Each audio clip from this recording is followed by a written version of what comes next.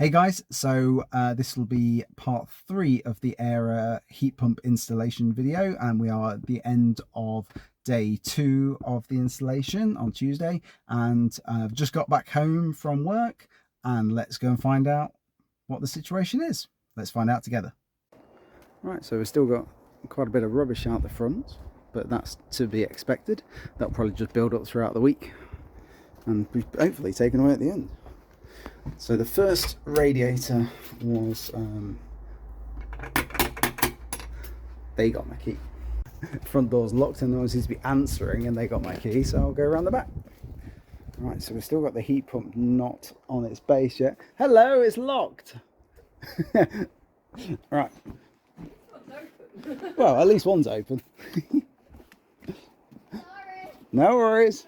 Right, okay, so we have got a base. Ooh, we've got some nice slate.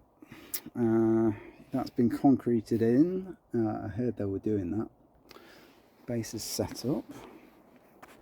Sort of, yeah, the middle of there. We've got some conduit. We've got some big holes ready for some big pipes. Alright, through into the utility room. What have we got in here? So we've got new pipes where the cylinder is going to go. Shiny. Oh yeah, and we've got the cables that have been chased on the exterior on the other side of the wall, all the way into the cellar. We've got the holes through from the other side where the fan's going to be. It's going to go and run across the top of the downstairs toilet through there, which is newly bored out today. And that's going to run across to where the cylinder is going to go. Totally walked past the fact that there's a whole new radiator now installed in there. It's not going to be as tight as that. They're going to sit much further back. I'm assuming they haven't piped it. No.